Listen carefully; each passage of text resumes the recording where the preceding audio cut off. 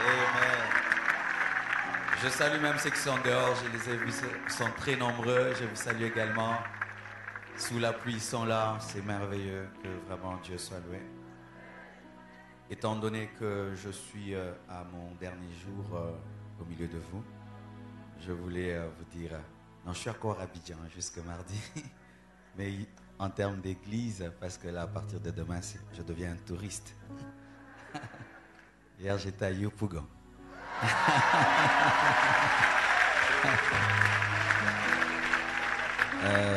Je tenais vraiment à vous remercier encore pour votre hospitalité. Ça a été un merveilleux voyage dans une merveilleuse église avec un merveilleux couple pastoral.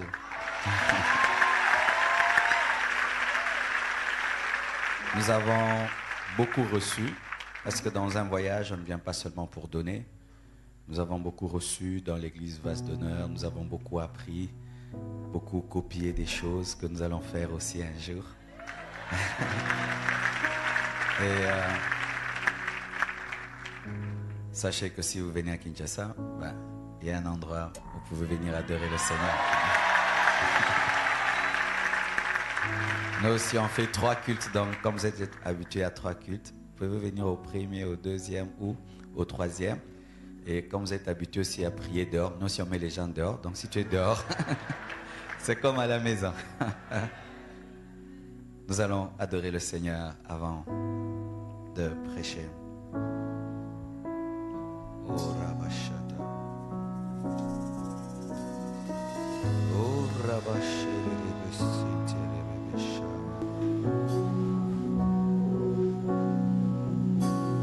Je t'ai cherché partout.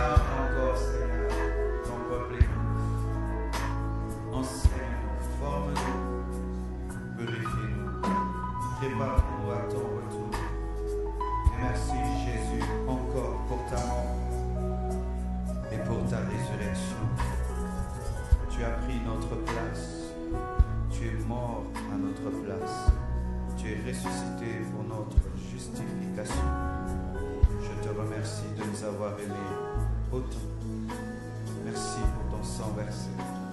Merci pour le tombeau qui est vide. Merci pour les noms qui sont inscrits dans le livre de vie. Merci pour le Saint-Esprit qui témoigne à notre esprit que nous sommes fils de Dieu. Que toute la gloire te revienne. J'ai ainsi prié. Amen. Asseyez-vous, s'il vous plaît. J'aimerais honorer des bien-aimés qui ont quitté très loin, Bruxelles, la Suisse, pour m'accompagner à Abidjan, des frères merveilleux, le frère Vincent, il va se tenir debout, frère Joseph, il est où? Maman Malou, Esther, Chloé, elles dorment encore? Merci beaucoup pour votre amour. Asseyez-vous, s'il vous plaît. Ce sont des fils merveilleux. Dis à ton voisin, stratégie pour vaincre la tentation. Celui de gauche, celui de droite, celui de derrière, celui de devant et celui qui te boude. Il y a toujours quelqu'un qui boude. Amen. Il y a toujours quelqu'un qui boude. Ça pourrait vous étonner. Il fallait que le pasteur nous prêche sur la mort et la résurrection. Mais le Seigneur m'a mis à cœur de vous parler sur cela.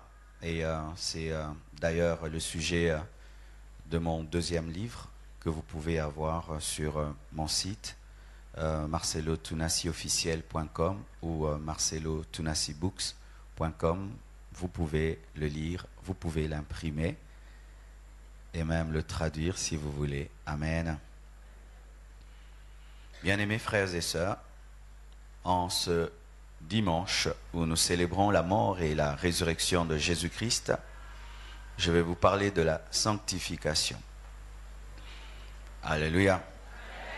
Car la sanctification est une démonstration que Christ est mort et ressuscité. Lorsqu'un chrétien n'arrive pas à marcher dans la sanctification, il est une contradiction. Une contradiction.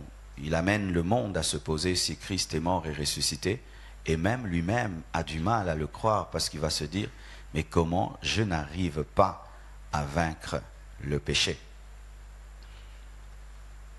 Vous allez voir, lorsque Christ nous est présenté dans la Bible, dès le départ dans son ministère, après qu'il soit baptisé par Jean le Baptiste, il est allé dans le désert conduit par le Saint-Esprit. Et dans Matthieu 4, verset 1, la Bible nous dit, « Alors Jésus fut amené par l'Esprit dans le désert pour être tenté par le diable. » Vous imaginez, on nous présente le Messie, quand il se manifeste pour commencer son ministère, il va auprès de Jean-Baptiste, et la première chose qu'il fait, après son baptême, il va dans le désert pour être tenté, comme si il voulait déjà montrer un exemple à ses disciples que face à la tentation, il faut vaincre. Amen. Et il était tenté dans tous les domaines de sa vie, car les tentations que le diable a amenées touchaient le corps, l'âme et l'esprit. Il a tenté son âme d'orgueil, tu es le Fils de Dieu, jette-toi. Il a tenté son esprit, adore-moi. Il a tenté son corps, mange. Et Jésus-Christ a vaincu toutes ces tentations. Et lorsque même ses disciples viennent auprès de lui pour lui dire « Apprends-nous à prier ». Et la prière du Notre Père est une prière fondamentale parce qu'elle révèle l'ossature d'une bonne prière. C'est-à-dire quand un chrétien prie, la bonne prière, ce n'est pas qu'il faut réciter cette prière, c'est l'ossature d'une bonne prière. Et Jésus-Christ, dans Matthieu 6, verset 13, dit, quand vous priez, dites, ne nous induis pas en tentation, mais délivre-nous du malin, car c'est à toi qu'appartiennent dans tout le siècle le règne, la puissance et la gloire. Amen. Jésus-Christ parle du pain quotidien, il parle du règne de Dieu, du nom de Dieu qui doit être sanctifié, mais dans cette prière principale, il parle aussi de la tentation, car la victoire sur la tentation est une chose importante et l'une des démonstrations de la vie de Dieu dans la vie d'un homme. Bien-aimés frères et sœurs, tu peux tout faire, mais si face à la tentation, tu ne fais que tomber, et tomber, et tomber, et tomber, et le sang de Jésus-Christ devient dans ta vie comme une douche où tu demandes tout le temps, pardon, tout le temps, tu tombes, il y aura un doute si Christ est mort et ressuscité pour toi. Comment tu n'arrives pas à changer? Pendant des années, j'ai eu à prêcher sur la sanctification, mais après un temps, le Seigneur m'a dit, c'est bien de prêcher cela, tu mets le doigt sur le péché, mais tu ne parles pas bien parce que tu ne donnes pas aux gens les armes face au péché. C'est comme un médecin qui te dit que tu es malade, c'est bon, ton diagnostic est bon, mais après, c'est alors qu'il m'a conduit à écrire ce livre sur les stratégies face à la tentation. Cela m'est venu en une journée, du matin au soir, j'ai écrit ce livre. Bien-aimés frères et sœurs, notre relation avec Jésus-Christ ressemble à un homme qui va au prix d'une femme, mettons à Abidjan, qui la dote, et puis qui lui dit, je m'en vais à Paris, je vais acheter une maison, je vais préparer une maison et je vais revenir après quelque temps pour te prendre et t'amener avec moi. L'une de ses craintes serait quoi? Que pendant son absence, que cette femme pour laquelle il a donné sa dot puisse tomber amoureuse d'un autre homme ou puisse aller avec un autre homme. Et Jésus-Christ a donné sa vie, il a donné son sang, il est mort, il est ressuscité, il a dit, je m'en vais vous préparer une place, mais il nous a laissés dans ce monde. Et avec quelle peur que nous puissions nous laisser séduire par celui qui l'a tenté dans le désert. C'est pourquoi l'Église, après la mort et la résurrection de Christ, doit demeurer dans la sanctification, car celui qui est mort et ressuscité a dit qu'il revient pour prendre par l'enlèvement. Ainsi, celui qui bénéficie de la mort et de la résurrection de Jésus-Christ doit se préparer à l'enlèvement, car c'est encore un rendez-vous pour ta destinée. Celui qui t'a épousé, celui qui a versé son sang pour toi, celui qui est mort et ressuscité, va revenir te prendre et il doit te trouver dans la sanctification. Voici à présent, si j'en aurai le temps, 10 principes, 10 stratégies face à la tentation, 10 stratégies face à la tentation. Tu peux le dire, stratégie face à la tentation. Quand on parle de stratégie, donc on voit déjà une guerre, amen, une technique. Et je vous assure, beaucoup de personnes tombent dans la tentation parce qu'il manque la sagesse de Dieu. Il manque l'intelligence de Dieu. La Bible nous dit, mon peuple périt faute de connaissance. Alléluia. Et Dieu aimerait te donner la connaissance pour triompher, et je t'assure, ça marche toujours. La première stratégie, c'est la stratégie de la poubelle. La stratégie de la poubelle. Dans la vie chrétienne, il faut avoir une poubelle. Amen. Pour vaincre la tentation, tu dois avoir une poubelle. Je suis sûr qu'ici, il y a une poubelle, n'est-ce pas? Si tout ça est propre, c'est parce qu'il y a une poubelle. Là où il n'y a pas de poubelle, il y a la saleté. Quand tu vois la propreté, sache qu'il y a des poubelles. Il est impossible d'avoir la propreté sans poubelle. Là où il n'y a pas de poubelle, il y a toujours la saleté. Et là où il y a la propreté, même si tu n'as pas vu la poubelle, il y a des poubelles. Je suis sûr qu'à l'église Vase d'Honneur, il y a des poubelles. Est-ce que j'ai prophétisé? Je n'ai pas prophétisé, mais c'est sûr. Pourquoi? Quand je vois que c'est propre, donc il y a des poubelles. Quand il n'y a pas de poubelle, tout devient poubelle. As-tu une poubelle? La Bible dit dans Jacques 5, verset 16, « Confessez donc vos péchés les uns aux autres et priez les uns pour les autres afin que vous soyez guéris. La prière fervente du juste a une grande efficacité. » As-tu un ami à qui tu dis tout? As-tu quelqu'un à qui tu peux dire « Je suis tenté » ? Bien-aimé, ça devient quelque chose de difficile dans l'église. Dire à quelqu'un qu'on est tenté. Nous avons souvent tendance à nous présenter aux autres sur notre point, côté fort. Je prie beaucoup, je jeûne beaucoup, ça on le dit. Mais est-ce que tu as un ami dans ta vie à qui tu peux dire « Je suis tenté, prie pour moi une poubelle ». Tant que tu n'as pas ce niveau avec un ami, vous n'êtes pas encore ami. Car l'ami n'est pas celui qui t'aime seulement quand tu es fort, mais aussi quand tu es faible et qui peut te relever. Ça, c'est un ami. Et j'aimerais vous dire, priez que Dieu vous donne des amis de la destinée qui deviennent des poubelles. Je ne sais pas si toi, tu es différent, mais moi, je sens de plus en plus dans ma vie qu'il n'est pas toujours bon d'être fort et d'être seul. Car même le bananier qui n'est pas un homme, qui est une plante, ne pousse pas seul. Il pousse avec des petits. Pourquoi? Quand la tempête vient, il peut être soutenu par les autres. Quand tu es tenté, qui est à côté de toi?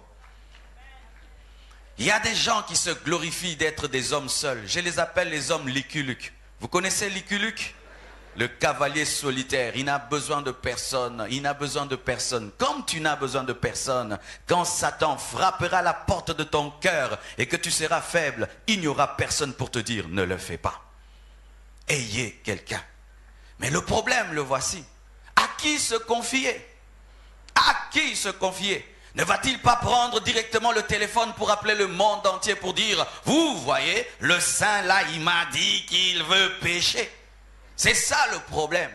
Le diable est en train d'attaquer la communion fraternelle dans l'église. Il est en train d'attaquer l'amour dans l'église pour que nous puissions nous battre seuls alors que nous sommes un corps. Nous ne sommes pas seuls, nous sommes une famille, nous sommes un corps. Mais la plupart du temps, notre combat face au péché est solitaire alors que ce n'est pas ça la parole de Dieu. Confessez vos péchés les uns aux autres. Nous louons ensemble, nous adorons ensemble, mais face au péché, nous ne combattons pas ensemble. C'est ça le problème de l'église.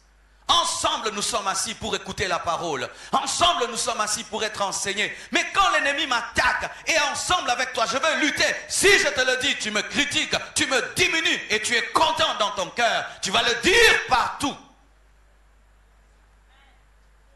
Ainsi, l'ennemi nous divise, nous fragilise. Il met chacun de nous dans son coin pour nous attaquer seuls, afin qu'il t'empêche de bénéficier de la puissance du corps, car le corps a une puissance. Là, bien-aimé, je ne vois pas mon dos. Mais, il voit mon dos. Il peut me dire, pasteur, tu as une tâche. Et puis je vais l'enlever. Mais qu'est-ce qui se passe? Nous voulons à la fois voir notre dos, à gauche et à droite, ce qui est impossible. C'est pourquoi Jésus-Christ envoie ses disciples 2 à 2, 2 à 2, 2 à 2. Pourquoi? Tu protèges mon dos et je protège le tien. Alléluia. Lorsque tu arrives à avouer à quelqu'un une faiblesse qui te fait tomber, qu'est-ce qui arrive? Le péché perd sa force, car le péché est comme un microbe. Il y a des microbes qu'on appelle anaérobie et aérobie. Vous connaissez? Il y a des microbes qui ne supportent pas l'air. C'est comme le microbe du sida. Si seulement le virus du sida, vous le mettez dans l'air, il meurt. Il ne supporte pas d'être exposé. Et il y a un péché qui est en train de dominer ta vie parce que tu ne l'as pas exposé. Le jour seulement que tu vas le dire à quelqu'un, sa puissance va prendre fin. Mais qu'est-ce qui se passe? Satan te sépare des autres et t'empêche d'avoir confiance et fait que les autres aussi soient des indiscrets pour que tu meurs avec ce virus. C'est pourquoi j'aimerais dire à tous les frères, ces sœurs qui sont respectées dans l'église, des fois les fidèles viennent se confier auprès de vous. Il ne faut jamais divulguer leur faiblesse. Il ne faut jamais divulguer leur faiblesse. Il ne faut jamais divulguer leur faiblesse. Car un homme qui de lui-même vient auprès de toi te révéler sa faiblesse, il faut le respecter, l'honorer. Il n'était pas obligé de te le dire. Il n'était pas obligé. D'ailleurs, il peut être plus spirituel que toi parce que lui, il est brisé et il peut se présenter tel qu'il est. J'ai toujours respecté dans ma vie les personnes que je trouvais saintes, consacrées, mais qui peuvent me dire, Marcelo, prie pour moi, j'ai telle faiblesse. Ces personnes, je les crains. Je les crains. Dans mon enfance, je respectais beaucoup un serviteur de Dieu. Dieu l'utilisait terriblement. Il était puissant dans les miracles et dans les prodiges. Et un jour, il est venu me chercher. J'ai cru qu'il avait une vision à me donner. Non, il me dit, Dieu m'a dit que tu pries pour moi. Il avait une faiblesse dans laquelle il tombait tous les jours. Et en ce temps-là, j'étais qu'un frère à l'église. Il a dit, Dieu m'a dit que tu pries pour moi. J'ai dit, moi, prier pour toi. Comment? Dieu m'a dit que tu pries pour moi. Et il m'a dit tout.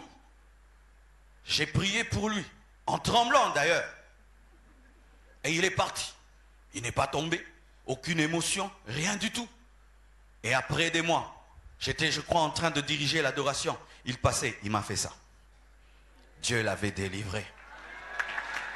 Et je ne citerai jamais son nom. Tu peux prendre un fusil, tu me mets sur la tempe. Je préférais mourir que citer son nom. Pourquoi? C'est un grand.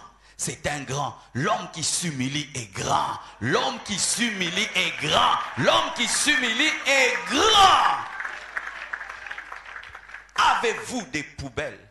Avez-vous des vrais amis? Avez-vous des vrais amis qui peuvent vous tenir? Non, ne tombe pas, ne le fais pas. Et qui peuvent continuer à jeûner, à prier secrètement pour vous, pour que vous puissiez vaincre. Et quand même, ils peuvent savoir que vous êtes tombé, ils continuent à vous aimer, vous respecter, sans vous encourager dans le péché. Je dis sans vous encourager dans le péché, mais continuent à vous aimer, vous respecter. Alléluia. Bien-aimés frères et sœurs, des fois, l'Église devient consommatrice de la perfection. Et ça, ce n'est pas biblique. Il faut consommer l'amour. C'est pourquoi, quand les gens disent « Marcelo, on t'aime bien, tu crains Dieu, on t'aime bien, tu crains Dieu. » Ah, le jour que je ne vais pas craindre Dieu, vous allez me tuer, c'est ça, hein? Aime-moi parce que je suis chrétien. Aime-moi parce que je suis ton frère. Aime-moi. J'aime mon fils quand il fait bien et quand il fait mal. Avoir 10 sur 10 n'est pas pour moi une condition pour aimer mon fils. Je l'aime parce qu'il est mon sang. Mais nous nous aimons tant que l'autre est debout. S'il tombe, tu les jettes dans la poubelle.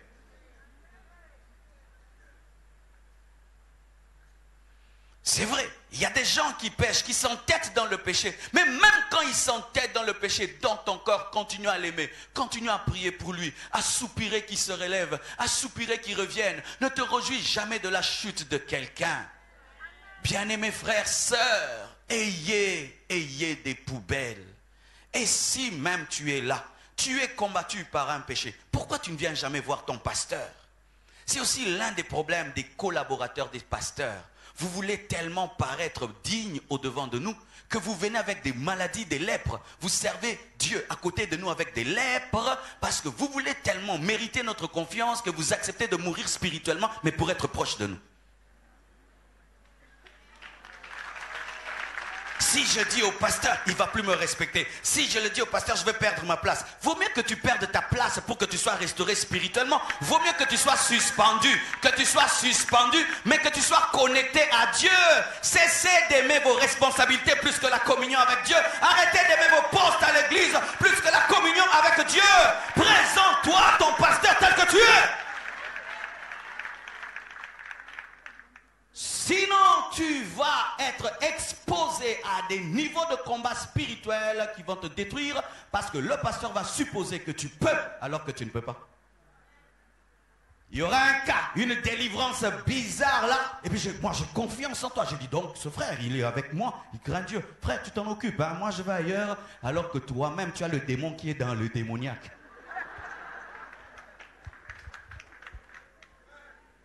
Alléluia. Toi, tu as le grand frère, lui, il a le petit frère. Et puis, on te le laisse, vous deux dans le bureau, et puis on entend, tu commences à crier, on t'a tabassé. Tu deviens un fils de Xéva. Qui ont des poubelles ici? Qui a? Il ne faut pas inventer une poubelle. Si tu n'en as pas, ton pasteur, c'est la poubelle déjà. Va lui dire, pasteur, il y a ce péché-ci. Je tombe souvent ou je vais tomber. Ne venez pas toujours quand vous êtes tombé. Mais quand déjà vous êtes amorcé par le mal, tu sens que le mal a commencé, va le dire avant de tomber. Apprenez à vous confier. nous ne vivons pas la vie chrétienne seuls. Nous sommes dans une famille. Nous sommes une armée. Alléluia. Deuxième stratégie. La stratégie de la grâce. Dites grâce. Dites grâce. Un mot qui doit revenir dans l'église. Dites grâce. 1 Jean 1, verset 9. Si nous confessons nos péchés, il est fidèle et juste pour nous les pardonner et pour nous purifier de toute iniquité. Alléluia. Grâce. Il est impossible de vaincre la tentation sans croire que Dieu t'a pardonné, car certains retombent dans une tentation parce qu'ils ne croient pas que Dieu a pardonné lorsqu'ils avaient confessé. Ainsi, l'ennemi les garde dans une culpabilité et leur dit: mais si tu es tombé hier, retombe encore aujourd'hui, mais retombe encore, continue à le faire, parce que Dieu ne t'a pas pardonné. Tu blagues avec Dieu, tu écoutes la parole, tu vas à l'église et tu fais telle chose. Alors pourquoi tu vas t'arrêter? Continue à faire. Est-ce que vraiment Dieu t'a pardonné? Vivre dans la sanctification est un haut niveau spirituel, c'est vrai, mais aussi être capable de saisir la grâce de Dieu, c'est aussi un haut niveau spirituel, car il faut la foi pour croire que Dieu a pardonné, car tu n'as pas vu là où le sang de Jésus-Christ a coulé.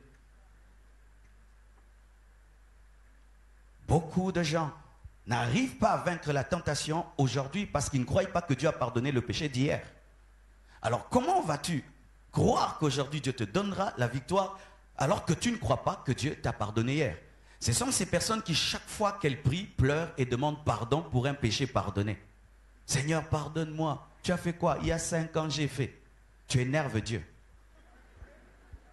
Imagine que je rentre de ce voyage et quand j'arrive à Kinshasa, mon fils, lorsqu'il vient me recevoir, au lieu qu'il soit dans la joie de me voir, il commence à dire: papa, pardonne-moi, pourquoi j'ai cassé mon vélo? Ah, quand il y a une année, oui, papa, vraiment, tu avais dépensé beaucoup d'argent. Mais je t'avais déjà pardonné. Oui, je sais, mais ça t'avait touché. Papa, pardonne-moi pour les vélos.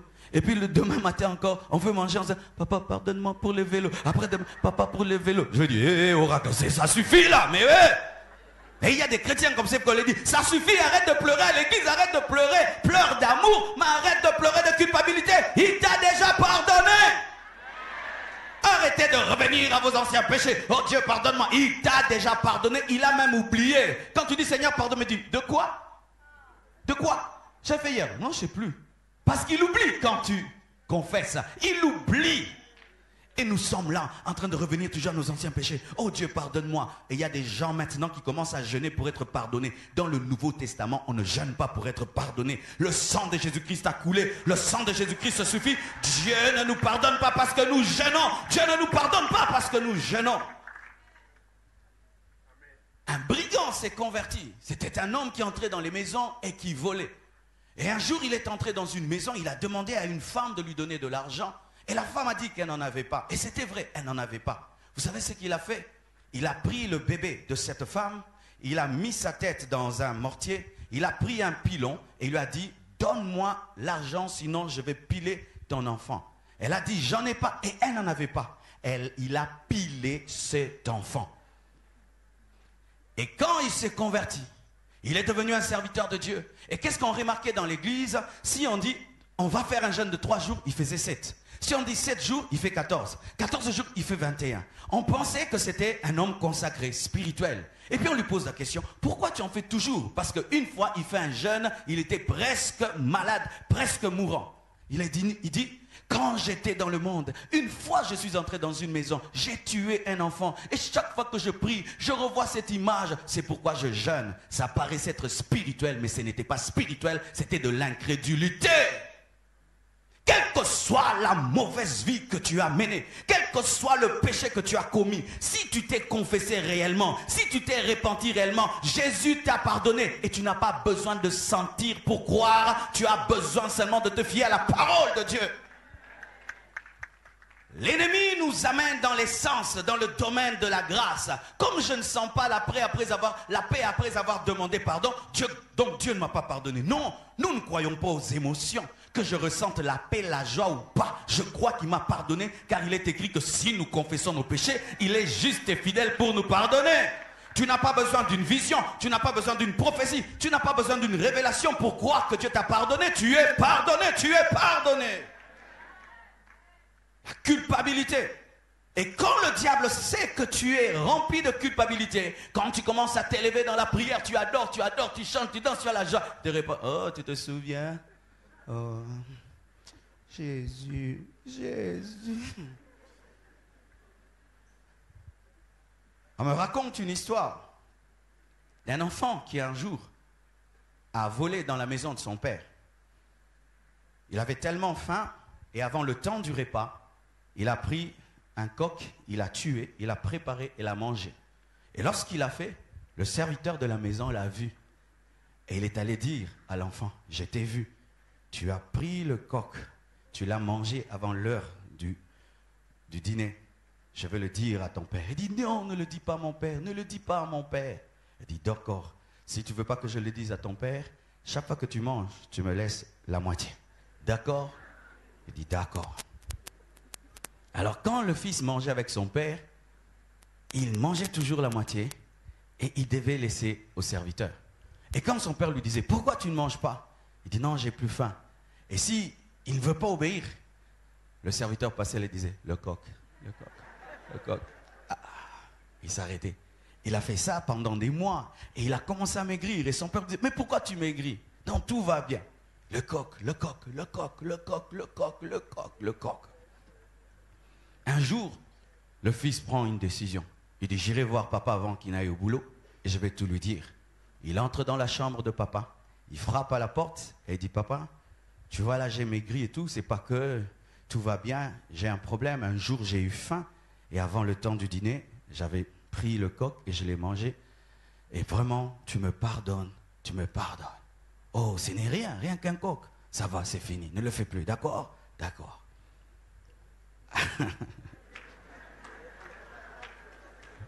Il y a des gens qui ont déjà compris. À l'heure du dîner, il se met à table avec son père. Et on lui donne la nourriture. Il commence à manger. Il mange, il arrive au milieu de l'assiette. Le serviteur le regarde. Il ne savait pas qu'il avait déjà réparé avec papa. Et quand il entame au-delà de la moitié, il dit, le coq, le coq. Et il continue à manger. Et il continue. Il dit, je veux dire à ton père. Il continue. Et puis il dit, patron, oui, ton fils là, c'est un voleur. Il a fait ça, il a fait ça, il a pris le coq, il a mangé un gourmand. Et le père lui dit, mais il me l'a déjà dit depuis le matin, je lui ai déjà pardonné, tu es un mauvais serviteur, quitte ma maison parce que tu as profité de la faiblesse de mon fils pour le dominer. Il en est de même, mon frère, lorsque tu t'es accusé, le diable ne peut plus t'accuser, il ne peut plus. Il n'y a plus de condamnation pour ceux qui sont en Christ, pour ceux qui marchent selon l'esprit. Il n'y a plus de condamnation, même si tu as avorté, même si tu as tué, Jésus-Christ t'a pardonné et son sang a effacé tous tes péchés. Et tu n'as pas besoin de le voir, tu n'as pas besoin de le sentir, tu es pardonné. Oh, Rabashanda Lavasaya. Un homme de Dieu est allé à l'école biblique et lorsqu'on lui demande son CV, parle-nous de toi, parle-nous même de ton passé. Il dit, vraiment j'ai bien vécu, j'ai bien vécu, j'ai bien vécu. On dit, mais non, mais tu mens, parce que nous on nous a dit que tu étais drogué, on nous a dit que toi tu étais un brigand, mais tu as dit que tu n'as rien fait. Il a dit, non, là c'était pas moi, c'était l'homme ancien. Lui là, il n'a jamais rien fait. Oh, acclame Jésus, acclame Jésus. Ça c'est la révélation de la grâce, ça c'est la révélation de la grâce. Dieu a oublié, Dieu a pardonné. Même si tu me rappelles ma vie passée, je n'ai rien fait, je n'ai rien fait, je n'ai rien fait, je n'ai rien fait. La Bible dit, celui qui est en Christ est une nouvelle créature. Toutes les choses anciennes sont passées et toutes choses sont devenues nouvelles. Ça, c'est saisir la grâce de Dieu. Et qu'est-ce qui arrive quand tu sais saisir la grâce de Dieu? Tu es capable de croire encore aujourd'hui que tu peux recommencer à zéro et continuer ta course. La plupart des temps, la culpabilité nous embourbe dans le chemin de la sanctification, car tu as du mal à te défaire de ton passé et tu restes tellement dans ton passé que tu te dis à quoi bon soigner le présent. Si tu as réellement confessé, Dieu t'a pardonné. Acclame Jésus-Christ.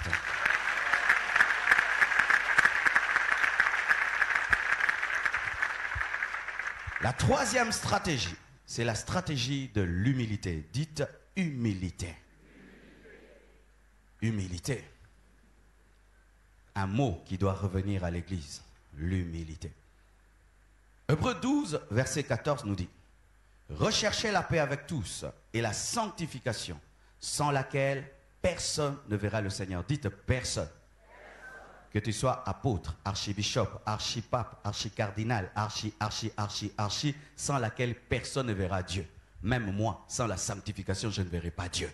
Ce n'est pas parce que je vous prêche que je dois vivre dans le péché. Ce n'est pas parce que je vous prêche que cela me dispense de marcher dans la sainteté, sans laquelle personne ne verra Dieu.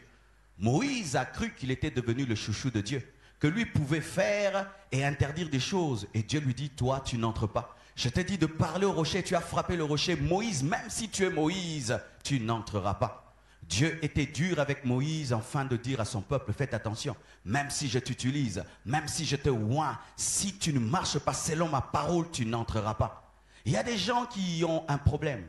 Ils pensent qu'ils sont super, extraordinaires, que Dieu est dur seulement avec les autres, pas avec eux. Moi, je peux tout faire, rien ne m'arrivera, mais toi, attention. Faites très attention à ces doctrines maintenant qu'il y a, où les gens prêchent que moi j'ai une alliance avec Dieu. Il n'y a pas une alliance avec Dieu qui contredit la parole de Dieu, sans laquelle personne ne verra Dieu. Malgré que je pêche, Dieu me oint. Malgré que je pêche, tout va bien. Bien-aimé, il se peut que tu es sous la puissance de l'égarement. Lorsqu'un enfant revient à la maison à 23h et saute le mur et papa lui dit, oh, ouvre-lui la porte. Oh, tu viens d'où? C'était bien. Sache que cet enfant n'est plus sous la bénédiction des parents. C'est pourquoi Dieu châtie celui qu'il aime. Lorsque tu vis dans le péché, tout va bien, tout va bien. C'est anormal. Il se peut que Dieu te traite maintenant comme un esclave. Malgré mes péchés, tout va bien. Je prie, les malades sont guéris. Malgré mes péchés, mes affaires prospèrent. Malgré mes péchés, Dieu me révèle des choses cachées. Faites très attention. Faites très attention. Et là, souvent, nous, les serviteurs de Dieu, nous tombons dans ce piège-là. Nous tombons dans le piège parce que le fait tellement de dire tu vas faire tout le temps ce doigt-là vers vous nous amène à croire que cette parole est pour vous, mais pas pour nous. Nous sommes là seulement pour recevoir des révélations, vous les prêcher et vivre selon nous. Faisons attention. Quelle que soit la manière dont Dieu t'utilise, tu dois te conformer à la parole de Dieu. Quel que soit le niveau d'intimité que tu as avec Dieu, tu dois te conformer à la parole de Dieu. D'ailleurs, Dieu est exigeant avec celui à qui il donne beaucoup. Celui à qui on donnera beaucoup, on demandera beaucoup. Israël a commis tellement de péchés, mais jamais Dieu a dit vous n'entrerez pas. Mais Moïse l'a fait une seule fois. Dieu lui a dit tu n'entreras pas. Pourquoi? Il lui avait beaucoup donné. Soyez humbles. Soyez humbles. Ne pense pas que tu es un super chrétien. Un super chrétien. Ayant un réservoir de sang de Jésus. Oui, il y a des super chrétiens comme ça. Lui ne peut pas se discipliner. Lui ne peut pas au nom de la grâce. Je ne crois pas en cette grâce qui pousse au péché. Amen. Hein? Je ne crois pas en ces enseignements de grâce qui poussent au péché. La grâce nous enseigne à renoncer aux œuvres mortes. Si au nom de la grâce tu pêches, parce que c'est la grâce, la Bible dit, pécherons-nous pour que la grâce surabonde? Loin de là. Oui, la grâce de Dieu surabonde dans le péché, mais tu ne vas pas pécher pour qu'elle surabonde. Alléluia. Qui d'entre nous, lorsqu'il a une 4x4 et il a un pneu de réserve et qu'il n'a jamais utilisé, il se dit, mais au fait, depuis que j'ai acheté cette Jeep, je n'ai jamais changé ce pneu. Alors, amenez-moi un peu à Yopougon là, cherchez-moi là où il y a vraiment des épines et vraiment j'aimerais tester, vraiment crever un pneu pour le changer. Qui le fait? Mais pourquoi tu pêches? Parce que Dieu va pardonner. De sorte même que tu dis, que Dieu me pardonne ce que je vais te faire. Qu'il me pardonne en avance. Frère, que Dieu me pardonne ce que je vais te dire. Que Dieu me pardonne. C'est-à-dire que tu télécharges d'abord les unités de la grâce avant de pécher. Que Dieu te pardonne en avance ce que tu vas faire dans le futur. C'est que je te dirai, oh, que Dieu me pardonne parce que je vais te faire. Que Dieu me pardonne.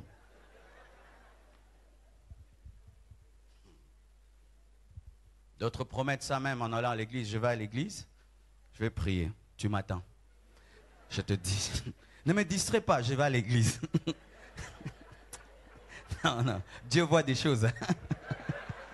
Ne me distrais pas, ne me distrais pas. Je vais d'abord. Quand je reviendrai, tu vas vivre des choses. Que Dieu me pardonne. Que Dieu me pardonne ce que je te ferai. C'est-à-dire, pendant qu'il écoute la parole ici, il est déjà préparé à faire le mal. Mais pour l'instant, ne me distrais pas, j'écoute le pasteur Marcelo. Mais quand je vais finir, que Dieu te libère de ce comportement, que Dieu te libère de cela, que Dieu renouvelle ton intelligence. Pécherons-nous pour que la grâce abonde? Loin de là.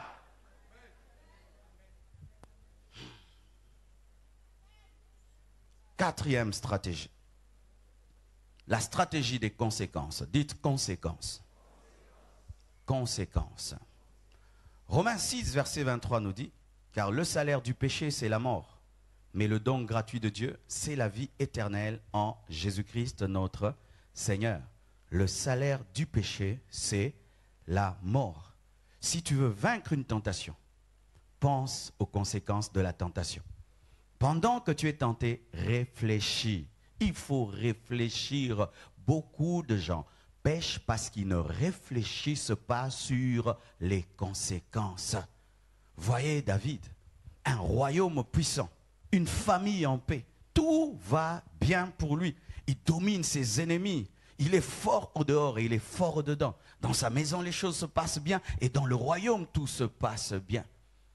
Mais un jour, tout le monde va en guerre, mais lui reste à la maison et il se décide de se promener. Et là, il voit la femme d'autrui. Et il sait que c'est la femme du riz. Il décide de coucher avec elle et il va plus loin, il tue son mari. Il a péché et il s'est caché, personne ne le sait. Mais Dieu révèle son péché au prophète Nathan. Et voyez ce qui est arrivé dans la maison de David. Son fils viole sa sœur. L'inceste entre et le viol entre. Amnon viole sa sœur. Absalom tue Amnon, le meurtre. Et Absalom se rébelle. Et David doit quitter le trône, s'enfuir. Et Dieu tue Absalom. La mort entre dans sa maison. L'inceste, le viol, la rébellion depuis qu'il a commis l'adultère. Quand tu veux pécher, réfléchis sur les conséquences. Tu as l'onction de Dieu. Réfléchis sur les conséquences de ce péché, sur ton onction. Parce que quand tu pêches, le péché agit sur l'onction comme un trou dans le vase. Quand tu pêches, réfléchis aux portes que tu ouvres à Satan.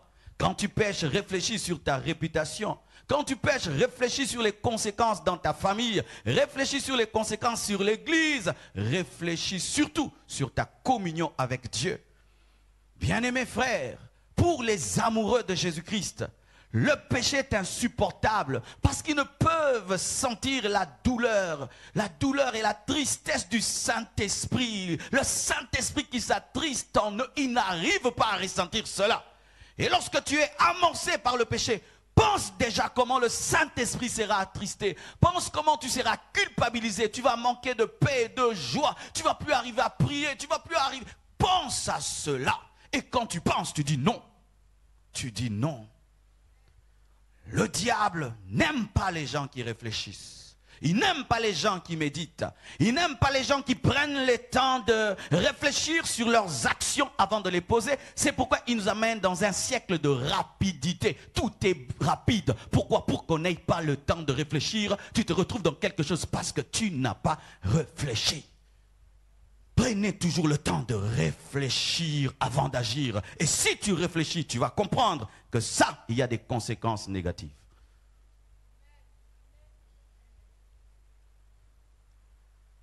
Chaque fois que tu rencontres quelqu'un qui est malade du sida, tu sens qu'il regrette. Tu te dis, comment j'ai fait ça? Voilà maintenant que mon corps est détruit. Et bientôt je vais mourir. Pour un petit plaisir, voilà que je souffre tous les jours. Si j'avais réfléchi, si j'avais réfléchi, si j'avais réfléchi, si j'avais réfléchi. Tu rencontres un homme de Dieu, le ministère est par terre, rien que pour un petit péché. Mais si j'avais réfléchi, si, réfléchis, réfléchissez, réfléchissez, pensez aux conséquences. Voici un mot que tu dois avoir quand tu es tenté. Dis toujours à Satan, et après cela. Fais ça, ok, et après ça. Et après ça, il y aura quoi? Parce que le diable ne dit pas tout. Et après ça, dis-moi tout. Lui, il ne dit pas tout. Fais. Non, dis maintenant après ça. Après ça, il y aura quoi? Non, il te dit fais. Non, après cela. Lorsqu'il dit à Adam et Ève, mangez le fruit, vous serez comme Dieu. Il n'aura pas dit qu'ils auront peur, qu'ils auront honte, qu'ils vont tomber malades, qu'ils seront maintenant terrorisés même par les lions, par les éléphants et même par les moustiques. Ça, il n'a pas dit. Mais Jésus, quand il vient dans ta vie, il te dit tout. Si tu me suis, tu seras persécuté, tu seras combattu, tu seras béni, mais avec des persécutions. Il te dit tout. Mais le diable ne dit pas tout parce que c'est un rusé. Il te présente le bon côté et il cache le mauvais. Dis-lui, après ça, il y aura quoi?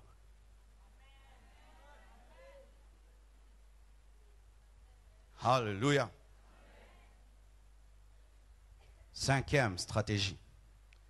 La stratégie du filet troué. Dites filet troué.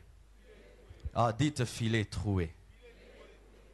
Il faut toujours savoir que le diable est un pêcheur de poissons qui va à la pêche avec des filets troués.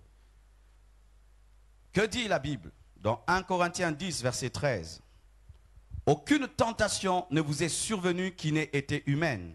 Et Dieu qui est fidèle ne permettra pas que vous soyez tentés au-delà de vos forces.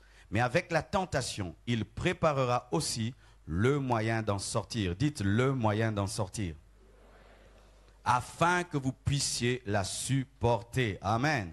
C'est pourquoi lorsque tu es tenté, il ne faut jamais t'agiter. Amen. Il faut garder le sang-froid. Et pour ceux qui ont fait les arts martiaux, ils savent que quand tu t'agites devant un ennemi, tu perds tout ce que tu connais et il peut te frapper. Amen. Plus tu restes calme, tu peux voir que non, la garde est baissée. Là, je peux te donner sur la tête. Quand tu restes calme, ah non, le pied là, je peux donner. Là. Mais quand tu es en colère, tu t'agites, tu ne vois plus rien. Pareil aussi avec la tentation. Quand tu es tenté et tu t'agites, tu ne vois pas. Car le diable, lorsqu'il lance le filet pour te tenter, c'est un filet troué par la croix. Quand il lance le filet pour attraper le poisson, il y a des trous pour que les poissons puissent en sortir. Mais c'est seulement le poisson qui est calme, qui a la maîtrise de soi qui peut sortir. Mais celui qui s'agite, il reste dans un filet troué. Il n'y a pas une stratégie du diable qui ne soit imparable. Toutes les stratégies du diable sont des faibles stratégies. Trouées. Pourquoi? Celui qui a une tête écrasée ne peut bien réfléchir. Vous voyez, comme le pasteur l'a dit, il crucifie Jésus et il aide Jésus à te sauver. Est-ce qu'il vraiment il est intelligent? Parce que moi, si j'étais le diable, je n'allais même pas toucher Jésus. C'est quand le diable, ne le touchez pas. J'allais dire, Judas, ne le touche pas, ne le vends pas, ne le touchez pas. Laissez-le comme ça. Personne ne le tue, personne ne le touche. Ne le touchez pas. Mais lui, il veut toucher, il veut tuer. Ça ne va pas. La Bible dit que la postérité de la femme t'écrasera là, la tête. Il a une tête écrasée et toutes ses stratégies viennent de la tête écrasée.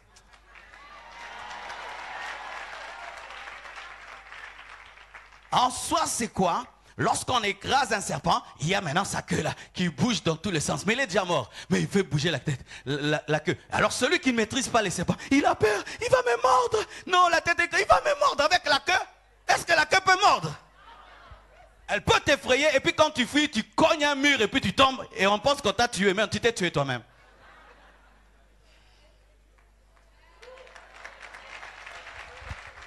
Quand le diable te tente, garde ton sang-froid. Sois calme. Il y a une porte. Au début du ministère, là même, je n'avais pas commencé l'église. J'étais dans des jeûnes et prières pour commencer le ministère. Mais Dieu déjà touchait beaucoup de vies. J'organisais des veillées de prière qui remplissaient des maisons jusque dehors. Alors un jour, alors que je préparais ma veillée, on m'appelle. On me dit, Marcelo, il y a une sœur qui est malade. Il faut que tu pries pour elle. Avant la veillée, vous imaginez. C'est pourquoi il faut vraiment des écoles de ministère pour former les jeunes serviteurs. Parce que quand tu es jeune serviteur, tu vas tomber facilement dans des pièges. Et vous imaginez, je suis en train de préparer une veillée. On me dit, la sœur est malade. Et puis je vais, par compassion, prier pour la sœur malade. J'arrive au salon, elle n'est pas là. Je dis, ah, donc elle est très malade. C'est pourquoi elle est dans la chambre. Très malade.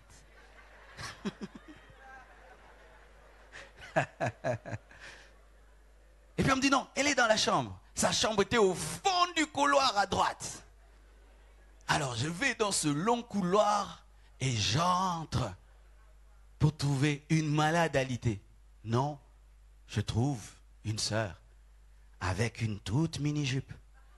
Une poitrine dehors avec de l'huile, presque dehors avec de l'huile. Elle a changé ses yeux, elle a mis des yeux verts, des lentilles, assise comme ça. Et je dis ça, c'est une maladie sérieuse. Et je lui dis, on m'a dit que tu es malade. Ah non, assis-toi. Et qu'est-ce qu'elle fait? Elle s'arrange, qu'elle met sa chaise là et nous nous regardons. Et ça, la chaise est tellement proche que c'est presque nos genoux qui se touchent. Mais à droite, il y a un miroir. Et tu vois qu'on met un miroir à ta droite, il n'y a pas moyen de regarder le miroir parce que tu ne peux pas te mirer dans la chambre d'autrui. Tu es obligé de la regarder. Et en ce temps-là, je prenais beaucoup de coca, elle le savait. Elle m'offre un coca très froid. Et tu sais, quand le coca est froid, tu dois le boire lentement. Elle m'a donné quelque chose pour me travailler longtemps. Alors quand elle met là, je dis, qu'est-ce que tu as? Elle me dit clairement, c'est qu'elle fouille.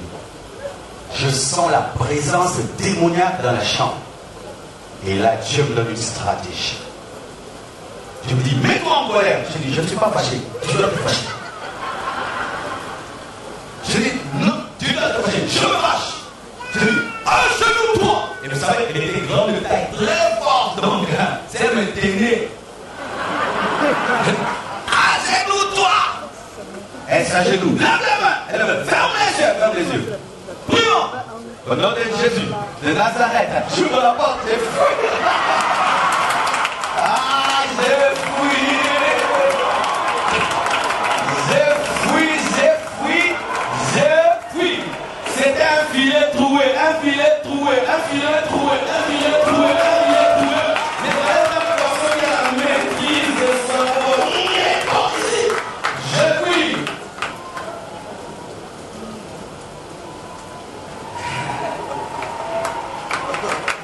Après des jours, elle vient me dire, quand tu fais quelque chose de pasteur, tu laisses la brebis comme ça, tu fais pour la vie. Quand tu n'es pas une brebis, tu es une loup, tu veux manger de l'hergie. Tu es une brebis carnivore. Si tu vas dans l'enfer, va toute seule. Tu ne vas pas me voler mon onction.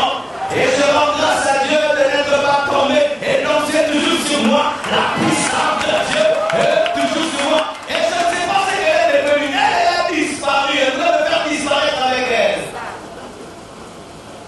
C'est ça. Quand tu es dans tes gardes, il y a toujours une porte.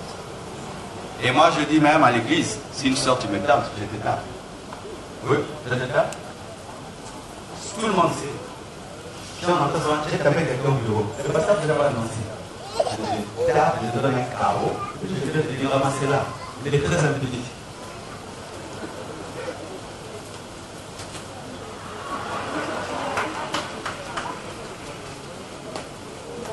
Ce sont des stratégies comme tu crées une terreur. Tu oses le tenter, tu veux le dire à ma femme. Je vais t'accuser. Comme on accusait vraiment les gens qu'on était en voiture, je vais t'accuser chez maman. Je t'accuse. Je dis, Blanche, la sœur là, je t'accuse. Et puis vous allez faire une réunion avec elle. Comment toi, ma sœur? Viens. Comme le fils là, il va pas le faire. Ouais. Tu te mets comme ça. Les forts tombent, ce sont les faibles qui restent debout. Quand tu joues au fort, tu vas tomber. Quand tu es faible, tu resteras debout, car Dieu te soutiendra. Amen. Le dernier point, je crois, le reste, je vais continuer au deuxième culte. Oui. J'aime respecter le temps. Beaucoup. J'aime beaucoup respecter le temps. Amen. Le reste, au deuxième culte. Comme ça, vous revenez. Moi, je reviendrai. Vous, si vous revenez. Voici le Seigneur principe. La stratégie de l'addition. Dites addition. Il faut diluer le défi en disant seulement aujourd'hui. Il faut diluer le défi en disant seulement aujourd'hui. Luc 9, verset 23. Il dit à tous, si quelqu'un veut venir après moi, il renonce à lui-même, qu'il se charge chaque jour de sa croix et qu'il me suive. Chaque jour de sa croix et qu'il me suive. Là, c'est parmi les grands secrets que j'ai reçus de Dieu. Voici. On dit que lorsque tu ne peux pas avaler d'un coup un éléphant, ce qu'il faut faire, il faut le couper en petits morceaux, comme ça tu peux le manger à la bière. Amen. Et la marche dans la sanctification. Ne placez jamais la tentation sur une année ou la victoire sur le péché sur une année ou sur 2 ans, 3 ans. Non, aujourd'hui seulement. C'est facile. Jésus nous demande d'adopter notre voie et de le suivre pendant une année. Non, aujourd'hui, chaque jour. C'est comme les ordinateurs se mettent à jour tous les jours, ça se met à jour. Si tu es connecté, tous les jours, ça se met à jour. Et l'antivirus fonctionne parce que tu es connecté tous les jours. Voilà maintenant la difficulté de la chrétienne, dans ce que nous travaillons en dehors de la pensée de Dieu. C'est là ce que nous voulons vers la dimension de une année, alors que Dieu n'a pas demandé. Et c'est un peu, ça va. Parce que demain ne t'appartient pas, et parce que je me livre demain. Alors pourquoi te donner un stress de demain alors que tu n'es pas là? Voici. Si quelqu'un est lié par la nicotine, le tabac, pendant 20 ans, il prend 5 paquets de cigarettes, ou il prend 10 bouteilles de whisky, ou il se drogue tous les jours pendant 20 ans, et puis tu lui dis, arrête pendant 20 ans. Il va dire, je peux l'arrêter. 20 ans, sans fumer. J'arriverai pas. Mais si tu lui dis, aujourd'hui seulement, ne fume pas. Aujourd'hui seulement, pas demain, aujourd'hui seulement, ne fume pas. Tu dis, d'accord. Et maintenant qu'il arrive demain, tu dis, aujourd'hui seulement, ne fume pas. Il dit, d'accord. Aujourd'hui seulement, ne fume pas. D'accord. 365 jours de sainteté, ça fait une année de sainteté. Bien aimé, moi je ne suis pas demain. Aujourd'hui seulement, je vais faire l'effort d'être un bon chrétien, un bon pasteur. Je prêche bien au premier culte, je prêche bien au deuxième, je prêche bien au troisième si j'aurai la force. Et après, j'ai une bonne relation avec le pasteur Mohamed, avec tous mes frères et sœurs, je me comporte bien, je rentre à l'hôtel, j'adore Dieu, je prie et tout. Demain, encore, je fais mon tourisme, je suis dans la crème de Dieu, je rentre à Kinshasa calmement, je ne me stresse pas. Aujourd'hui seulement, je vis pleinement maintenant. C'est tout. J'ai pas un stress de demain, non, aujourd'hui. Et c'est facile de marcher dans la sainteté. Aujourd'hui, n'est-ce pas? N'est-ce pas que tu veux? Mais c'est tout ce que Dieu vous demande. Qu'est-ce que Dieu vous demande pour vous aujourd'hui? Parce qu'il t'a donné aujourd'hui. Mais tu as le stress. Oh Dieu, est-ce que dans 20 ans? Frère, reviens d'abord ici aujourd'hui. Maintenant, additionne jour après jour. Et un jour, tu te souviens. Mais il y a longtemps que j'ai fumé. Oh, c'est. Mais il y a 10 ans. C'était aujourd'hui. Avant de me convertir, mes frères et sœurs, j'avais un grand péché. Je savais injurier à un niveau. Non, je vous assure, c'était grave. J'injuriais autant que je prêche là maintenant. Moi, je préparais mes injures. C'est-à-dire, je m'asseyais, je médite sur comment je peux insulter quelqu'un. Comment je peux insulter une tête. J'aimais les injures pour une tête. Je vous dis la vérité. J'avais des insultes dans des cahiers et je mémorisais. Et dans un français très compliqué, pour que quand je t'insulte, d'abord tu es impressionné par le français. Et j'étais comme ça. J'étais pas très fort physiquement, alors j'avais développé la force dans la bouche. Et je pouvais insulter quelqu'un qui est plus fort que moi, tu es paralysé. Et puis tu commences à pleurer, je m'en vais, tu n'arrives pas à me suivre. Le temps que tu comprennes ce que je t'ai dit. Et moi, quand je voulais insulter quelqu'un, je venais avec des amis. Donc vous m'accompagnez. Et tout le monde sait qu'aujourd'hui, on va entendre. Alors je viens à ta porte, je frappe, et ils sont derrière moi. Je t'insulte, et ils crient. Et puis je pars. Et quand je me suis converti, j'ai lu la parole et Dieu m'a dit que si tu appelles quelqu'un fou, tu es passible de la géhenne. J'ai dit non, donc je ne vais pas aller en enfer à cause des insultes. Parce que j'ai insulté la créature de Dieu. Alors c'était quelque chose qui était en moi. C'était vraiment en moi. Et j'ai dit, Seigneur, je dois être libéré des insultes. Je vous dis, j'ai donné ma vie à l'âge de 15 ans. Je vous ai raconté l'histoire. Après, je suis rentré dans le monde et à 16 ans, je suis revenu. Jusqu'aujourd'hui, là, je n'ai jamais insulté quelqu'un. C'est-à-dire, insulter, ça ne vient plus. Ça, donc, même si je fais l'effort, ça ne viendra pas. Insulter. Donc, c'est parti. Mais ce n'était pas parti pour 12 ans, 20 ans. J'avais dit aujourd'hui, je ne vais plus insulter quelqu'un aujourd'hui. Et demain, je n'insulte pas. Et puis c'est devenu un style de vie en moi. Tous les jours, renouvelez votre relation, votre engagement de le suivre seulement aujourd'hui. Et c'est facile, n'est-ce pas? C'est facile. C'est pourquoi moi je dis ceci aux gens. Il est plus facile de pécher. Non, plus difficile de pécher et facile de se sanctifier quand on est chrétien. Parce que dans l'eau, un poisson est très à l'aise. Tu le mets hors de l'eau, il suffoque. Vivre dans la sainteté, c'est comme un poisson dans l'eau, tu es à l'aise. Et vivre dans le péché, tu suffoques. Et je vous assure, les péchés que hier, vraiment, si je vais les commettre, rien qu'y penser, je commence à trembler. Je commence à trembler déjà. Je transpire. Tu n'as même pas commis. Tu commences à trembler. Le cœur bat. Alors comment tu te dis chrétien? Mais tu es à l'aise dans le péché. Il se peut que tu n'es pas chrétien.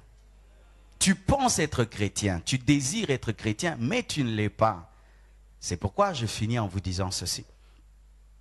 De la même manière que l'Éthiopien ne peut changer sa peau, et le léopard ne peut changer son pelage, un homme animal, un homme qui n'a pas Christ peut désirer vivre dans la sainteté, mais il ne peut pas. C'est pourquoi le message de la sainteté, ce n'est pas pour le païen, c'est le message du chrétien, car l'inconverti ne peut se sanctifier. Lui, il doit avoir la foi, recevoir la nouvelle nature en Christ pour avoir la capacité de se sanctifier. Car avant qu'un bébé se lave, il doit naître. Car si tu n'es pas né, tu ne peux te laver. Et il y a des gens qui sont des inconvertis, mais ils veulent vivre dans la sainteté. Tu ne peux pas, ce n'est pas ton appel. Donne ta vie à Jésus-Christ tout d'abord, crois en lui, reçois le Saint-Esprit et tu pourras te sanctifier. Et des fois maintenant tu es découragé par tes efforts. Tu veux, tu n'arrives pas. Et puis tu dis, oh Dieu m'a déçu. Mais est-ce que tu es son enfant? Tu t'es converti quand? C'est vrai que tu es venu à l'église, on t'a invité, et puis tu viens souvent. Mais est-ce que tu as eu une expérience avec Christ? Est-ce que dans ta vie, il y a un passé, un présent? Est-ce qu'il y a un jour où tu as eu la révélation de Christ et tu lui as donné ta vie pour une nouvelle vie? Tant que tu n'as pas expérimenté cela, tu auras la volonté, mais tu n'auras pas la force, car c'est seulement la nouvelle nature en Christ qui te donne la capacité de marcher dans la sanctification. Que Dieu vous bénisse abondamment. Nous allons nous tenir debout. J'aimerais prier pour toutes les personnes qui ont senti Dieu leur parler ce matin, partout où vous êtes. Je vous prie de vous approcher et nous allons prier ensemble.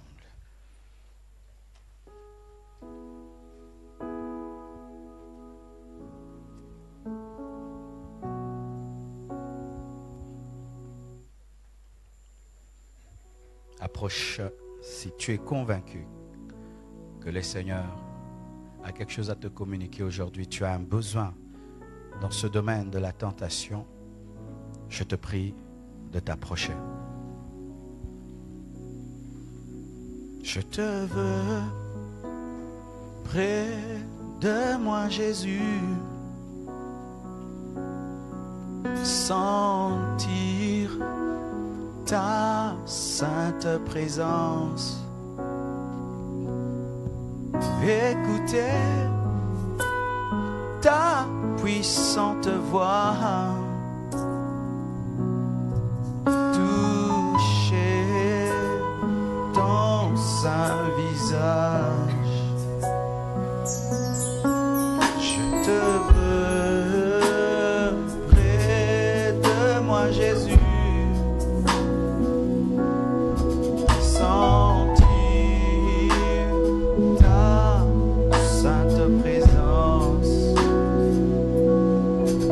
écoute